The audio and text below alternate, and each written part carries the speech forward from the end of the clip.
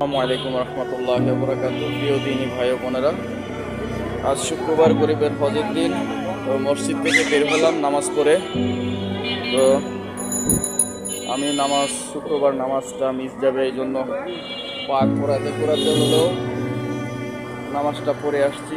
কারণ অসুস্থতা এমন একটা জিনিস, মানুষের জীবনে অসুস্থ হতেই পারে মানুষ।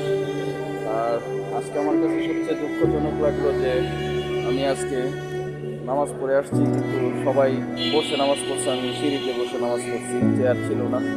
আমার ঘুরে দিয়ে নামাজটা পড়তে পারি নাই।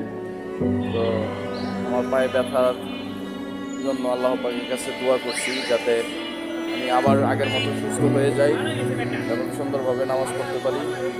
আমি এক ওয়াক্ত নামাজও মিস দিই না। আল্লাহ পাকের দরবারে আমি গুনাহ মাপ চাই, সবার জন্য দোয়া করি। তো গাইস, শত কষ্ট হলেও নামাজটা পড়ে ফেলছি। আমার লাইফে এমন কষ্ট আমি কখনো করি নাই। আর সবাই আমার জন্য দোয়া করবেন, ভালো থাকবেন, সুস্থ থাকবেন, শুভকামনা রইল। আমি যাতে দ্রুত সুস্থ হয়ে যাই, সবাই আমার জন্য দোয়া করবেন। সবাইকে জুম্মা মুবারক।